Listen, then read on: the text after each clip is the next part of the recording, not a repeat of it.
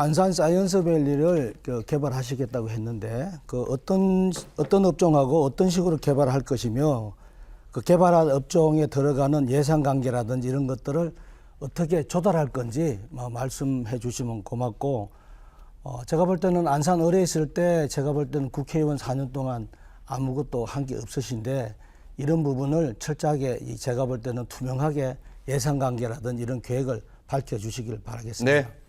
네, 아무것도 한 게 없다라고 하는 것은 약간 후보자 비방 또는 네거티브인 것 같은데요. 안 들은 것으로 하겠습니다.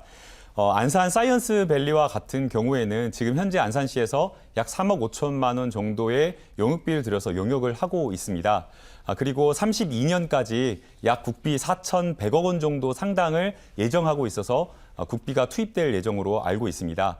이후에 만약 용역이 끝난다라고 한다면 실시 계획을 제출해서 기업을 유치하고 실제 이 사이언스밸리 경제자유구역을 어떻게 추진해 나갈지, 꾸려 나갈지 이게 굉장히 중요한 그런 상황인데요.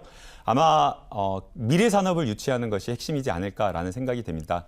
로봇과 AI 그리고 물론 이제 반도체는 다른 곳에 많이 빼앗긴 상황이기 때문에 쉽지는 않겠지만 미래 성장 산업과 관련된 대기업을 유치하기 위한 노력을 하게 될 것으로 생각이 되고요.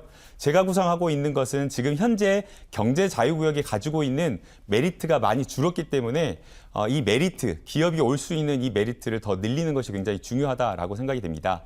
재산세, 국비, 취득세 이런 감면 정도로는 부족하다라고 느끼고 있기 때문에 훨씬 더 큰 기업을 유치하기 위한 어드밴티지를 줘야지 올 수 있다라고 생각이 됩니다. 개인적으로 저는 경제자유구역청의 자문변호사로서 송도 경제자유구역청의 자문변호사로서 일을 한 경험이 있습니다. 그래서 어떻게 해야지 기업이 오고 어떻게 해야지 기업을 유치하고 MOU를 체결할 수 있는지 이것을 일견 경험을 했고 또 실제 내밀한 디테일하게 협상하고 MOU를 체결한 계약서까지 검토한 실력이 있기 때문에 대기업 유치에 자신이 있다라고 말씀을 드리고 싶습니다. 추가 질문할 수 있습니다. 네.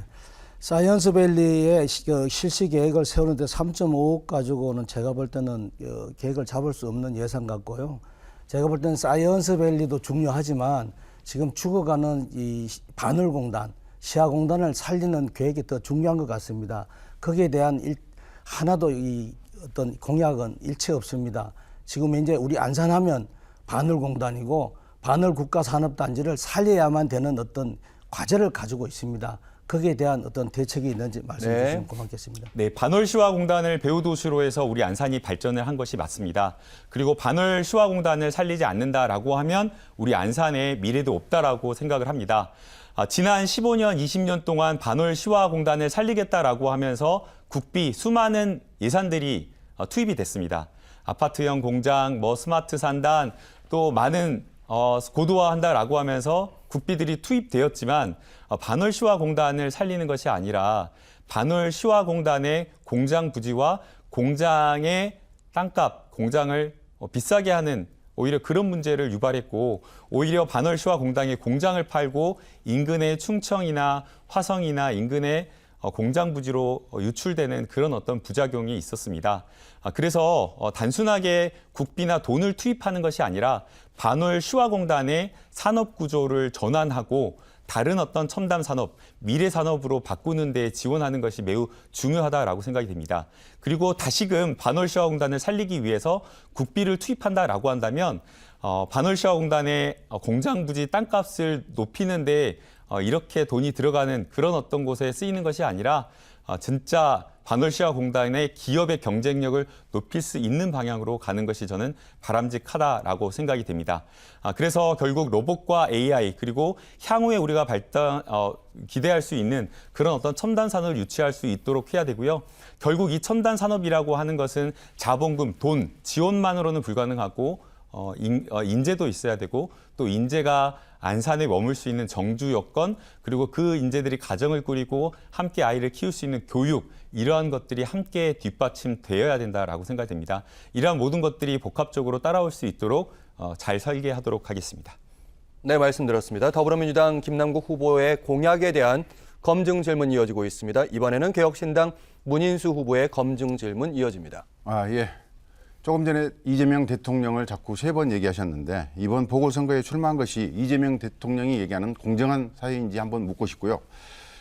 핵심 공약 5대 공약집을 살펴보니까 이미 안산시에서 이미 하고 있는 사업입니다. 중장기 계획들로 대부분 채워졌습니다. 제가 보니까 특별한 게 하나도 없습니다. 혹시 안산시 계획에 후보님 이름만 넣어서 공약집을 만드신 거 아닌가, 급조된 거 아닌가 이렇게 생각되거든요. 혹시 후보님의 네. 공약이 어떤 것인지. 그렇습니다. 네. 전혀 그렇지 않고요. 제가 이 공약을 만들 때에는 안산시가 하려고 하고 있는 계획, 그리고 기존에 우리 더불어민주당 후보였던 양문석 후보, 그리고 지금 이번에 출마한 천영미 후보의 공약을 모두 함께 고민했습니다. 그리고 또 하나 고려해야 될 것이 저희가 당선되면 임기가 2년이 채 되지가 않습니다. 그래서 시민들과 약속, 누구나 다 할 수 있습니다. 그러나 그 약속을 지킬 수 있는 현실적인 임기의 시간 이런 것들을 다 모두 고려할 수밖에 없었다라는 그 말씀을 드릴 수밖에 없고요. 지금 현재 제가 공약한 것들은 5대 공약이라고 하면서 세세하게 나눴던 그 공약들은 시장 후보와 그리고 기존에 있었던 후보 모두 함께 논의한 공약들을 포함시켰다라고 말씀드릴 수밖에 없습니다. 네, 시간이 있는데 답변 끝내시겠습니까? 네, 뭐 이 정도로 충분할 것 같습니다. 네. 추가 질문하실 수 있습니다. 아까 제가 대통령 네. 말씀드렸습니다. 대통령 공정하는 잠시만요. 거다. 정리하겠습니다. 시간 내로 시간이 있는데 김남국 후보께서는 더 바른 시간 쓰지 않으십니까? 네네. 예, 그러면 아까 공정과 관련된 부분을 말씀하셨는데요. 대통령께서 이 공천에 관여하거나 말씀하신 것이 아니기 때문에 이재명 대통령의 뭐 어떤 공정에 대한 이야기를 하기는 좀 어려울 것으로 보이고요. 전략 공천을 받거나 경선을 하거나 이걸 하는 것은 당의 판단이라고 생각이 됩니다. 전략 공천을 해달라고 이야기를 하거나 뭐 경선을 하거나 이것은 후보자들이 뭐 바랄 수는 있지만 당 지도부의 여러 가지 판단이었다라고 생각이 됩니다. 당 지도부의 결정이나 의사를 제가 감히 추단하기는 어렵지만 안산을 제일 잘 알고 또 국정과제 그리고 이재명 대통령, 이재명 정부의 철학을 잘 이해하면서 안산의 수건 사업을 빠르게 해결할 수 있는 데에 가장 경쟁력 있다고 당 지도부에서 판단했기 때문에 전략 공천을 했다라고 생각하고 그 당의 명을 받아서 반드시 빠르게 책임감 있게 안산의 수건 사업들을 해결할 생각입니다. 그렇다면 대통령 이재명 대통령을 얘기할 게 아니고 당을 얘기하지 이재명 대통령이 마냥 공천을 꽂은 것처럼 그렇게 말씀하시면 안 된다고 생각하고요. 제가 급하게 하겠습니다. 우리 똑같은 얘기입니다. 우리 해양고등학교 설립하신다고 공약하셨죠. 교육청에서 이미 현재 진행 중에 있습니다. 후보님이 혹시 번호 1, 2동에 고등학교 없는지 알고 계신가요? 중학교가 2개 있는데 어떻게 하실 건지 한번 답변 부탁드립니다. 네, 지금 해양동에 여러 교육과 관련된 현안이 많이 있는데요. 해솔초, 해솔중의 과밀학급 문제가 심각한 것으로 알고 있습니다. 해솔중과 해양중학교의 학생 수가 31명으로 다른 중학교의 학생 수 한 23명에서 25명보다 훨씬 더 많은 숫자인데도 불구하고 과밀학급 해소가 되지 않고 있고요. 고잔동에는 고등학교가 뭐 4개나 되는데도 인근에 고잔고는 4개나 되는데도 불구하고 해양동에는 고등학교가 한 곳도 없어서 굉장히 어려움을 또 겪고 있습니다. 그리고 이 과밀학급 해소를 하려면 해솔 중학교에 과밀학급 해소를 위해서 특별실을 학급으로 쓰거나 아니면 모듈형 교실을 설치해야 되는데 그 부분에 대한 일이 추진되고 있지 않은 그런 상황이고 부득이하게 그런 어떤 사정 때문에 30분, 40분 멀리 걸어서 해양중으로 가게 되는 그런 어려움이 있습니다. 그래서 당장에 이런 어떤 과밀 학급 문제에 대한 고민을 해소하겠다라고 말씀을 드리는 거고요. 더 나아가서 해양동에 고등학교가 없고 또 본호동에도 고등학교가 없기 때문에 이러한 문제도 함께 고민하겠다라고 말씀을 드리겠습니다.